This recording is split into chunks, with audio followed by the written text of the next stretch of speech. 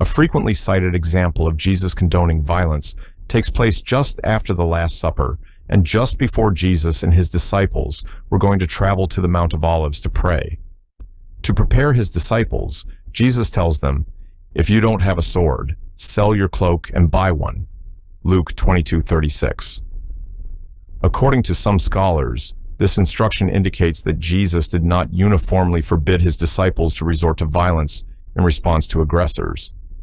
When read in context, I think it becomes clear that this instruction implies nothing of the sort. First, as is true of the violent interpretation of Matthew 10:34, this interpretation of Luke 22:36 flies in the face of Jesus' unqualified teachings about loving and serving enemies and about refraining from violence in Luke's gospel as well as in the other gospels. For example, Luke 6:27-36. Indeed, it subverts everything else Luke records about the nature of Christ's kingdom, as the author of the book Love of Enemies says.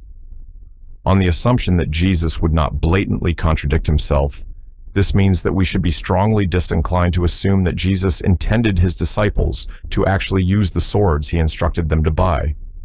Second, in response to Jesus' instruction to acquire swords, the disciples tell him they have 2 swords among them, to which Jesus replies, "That's enough."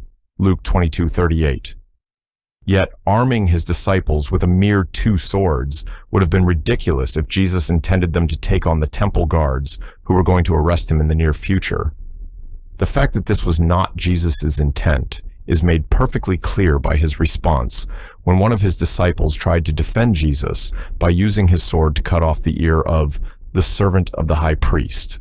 Luke 22:50. He rebuked this disciple by saying, "No more of this." Luke 22:51. His rebuke is even clearer in Matthew's Gospel, which recounts Jesus reminding this misguided disciple of the cyclical nature of violence. "Put your sword back in its place," Jesus said, "for all who draw the sword will die by the sword." Matthew 26:52. And having rebuked this disciple's typical worldly response to aggression, Jesus then modeled the way he would have disciples respond to aggression by healing the servant's ear. Luke 22:51. Disciples are to serve, bless, and pray for enemies, not afflict them. We are nevertheless left with the question as to why Jesus told his disciples to purchase swords. The reason becomes perfectly clear if we simply attend to the verse that follows this instruction.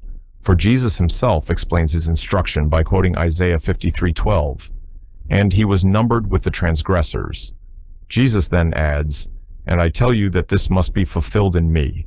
Yes, what is written about me is reaching its fulfillment." Luke 22:37. It is apparent that the purpose for having 2 of his disciples carry swords was not so they could defend him, but simply to fulfill this prophecy, thereby justifying his opponent's arrest of him as a political revolutionary. Finally, it is significant that when Jesus later appeared before Pilate and was asked if he was the king of the Jews, Jesus responded that his kingdom was not of this world, and he pointed to the fact that his followers were not fighting as proof of this fact. John 18:36. Were he a king over any earthly kingdom, Jesus is pointing out, his followers would have certainly taken up arms to defend him. This is how all earthly kingdoms operate. The fact that Jesus' followers were not fighting simply confirms the point that Jesus never intended his disciples to use the swords he instructed them to purchase.